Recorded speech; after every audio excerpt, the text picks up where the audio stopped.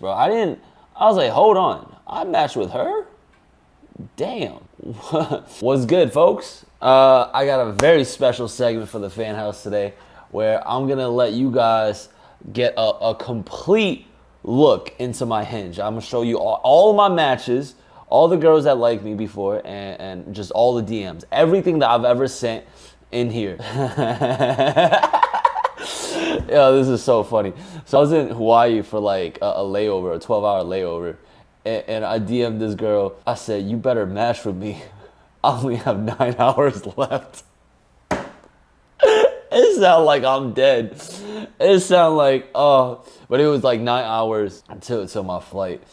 But I just wanted to make it sound mad dramatic. That is just, sometimes on Hinge, you just gotta have fun with it, bro. You shouldn't take like dating apps too seriously, because I'll be honest, like half the time, most of the time, girls aren't taking these apps seriously. They're on Hinge because they're bored. Like girls, they have time on their hands, so they just like, all right, let's see. 0.001% of like attractive girls on Hinge actually go out with a guy on Hinge. Like most of the time, they just look at their matches. So it's like for entertainment. If you go into like a dating app with that mindset of just like, oh yo, this is just for shits and giggles, but if there is some like back and forth,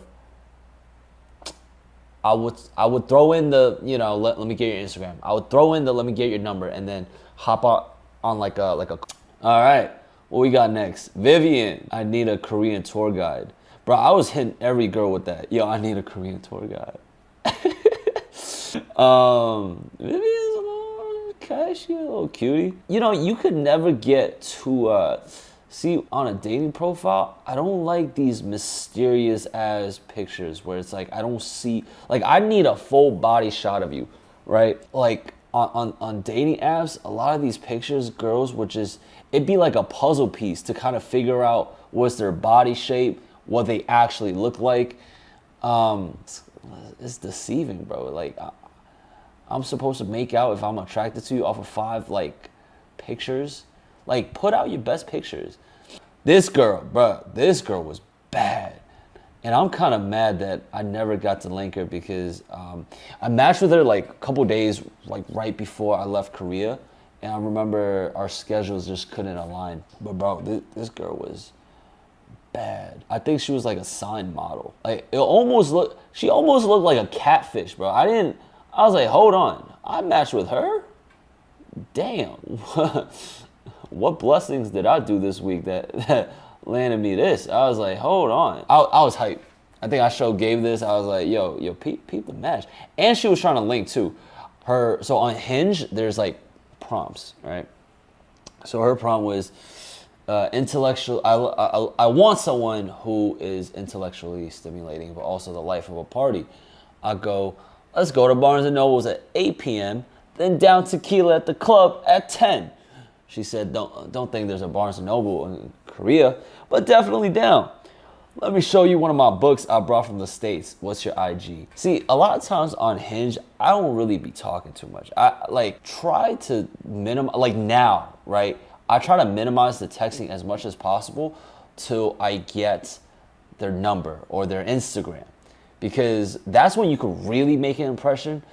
And ultimately, like, what's the end goal here? Like, we're trying to secure a date.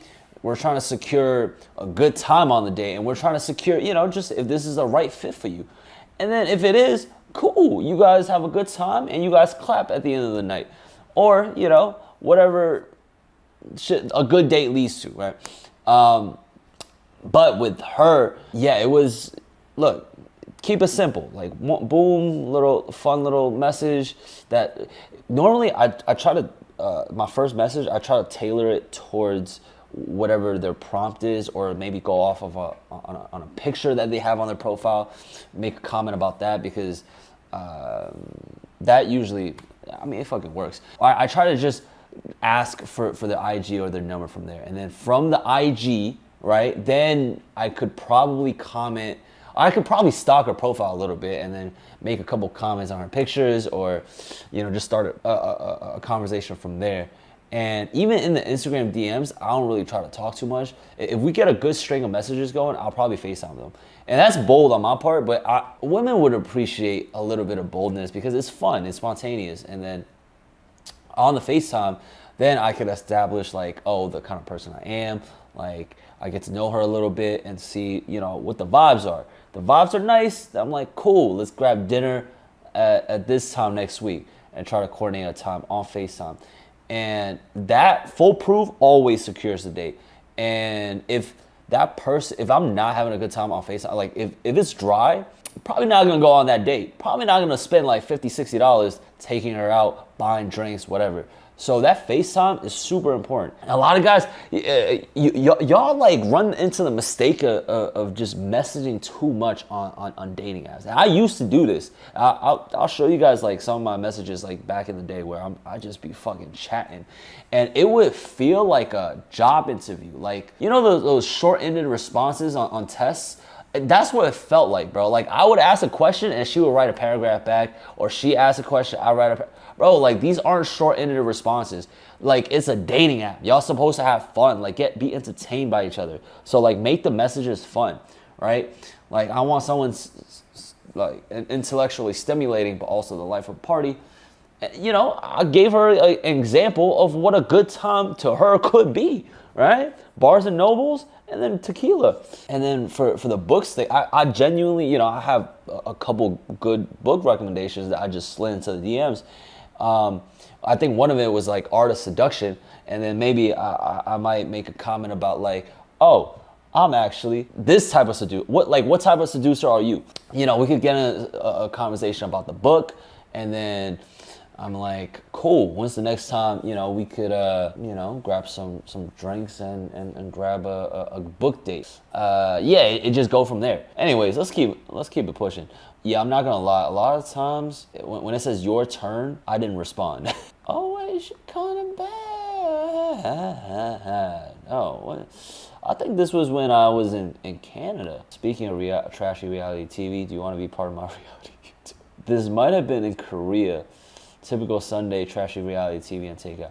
Yeah, so I was trying to do a YouTube series in Korea where I was taking a girl out every single day, and then around this time, I was getting desperate for a date, bro. Like to line up one date every single day in a foreign country, that shit difficult. And I need to be attracted to them. I can't just bring a 5 on a day. Like, I want to bring somebody that's at least a 6 or 7. This one, I remember we chatted for a little bit. This girl, he actually met up with, hey, about to come to Houston. So a lot of times before I go to the city, what's great about Hinge is that you could actually set your location to wherever you want in the world. And then, so just do that like 2-3 weeks prior, or like a week prior to going to that city. And yeah, just use that week to kind of like start the conversation going, get some matches, and then, you know, get some rapport. And by the time you get to that city, you already got like days lined up. So with Tiff, that's exactly what I did. I'm about to go to Houston. Are there any restaurants and bars open? So just like before you go to a city, that's also a nice opener. It's like, hey, you know any restaurants or bars or clubs in the area that'd be a fun time. This is my go-to, right? So I'm like, are there, you know, any restaurants or bars around the area? Show me your favorite spot. I hit every girl with that shit. yo, take me to your favorite spot. You know, because how could you reject that? How could, like, it's already their favorite spot. Of course they would want to go, right? Want to show you, but it's just the perfect combo for her to say yes. I'm down. See, look, I'm down for the cause, but how do I know you're not gonna try to steal my kidney? So right there, she was already looking for me to kind of like make her feel comfortable and safe, that, you know, that I'm not a creep, I'm not a weirdo. So at that point, I probably would have dropped my Instagram or asked her for Instagram and be like, yo, just stalk my Instagram real quick. I didn't follow up with that. I said, come in a body armor. Maybe if we meet up, I'll tell you the full story. See, I like that message. It's a little cliffhanger, right? Like, that's a little cliffhanger text, like, oh, this is something to look forward to when we hang out. This is something that, you know, it's a little, yeah, it's just a little teaser to like, All right, we're gonna talk about it when we hang out, right? Okay, boom, right there. Sounds good. What's your number?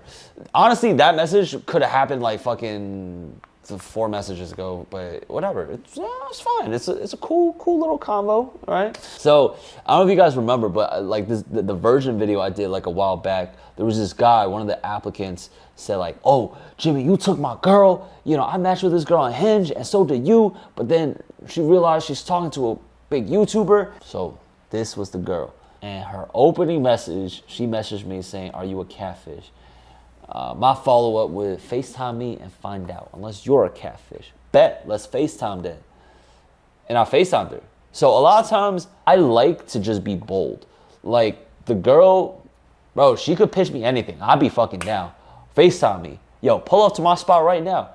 Word, bet, where you at? I'm a very spontaneous person, so I'm also a very bold person. I called her, and then boom, I asked for her IG, and then we actually got into a call on Instagram. Yeah, I mean, I think she's in SF, so we never got to meet up. But yeah, we had a cool little like 15, 20-minute FaceTime. And I realized like, hey, this is the vibe.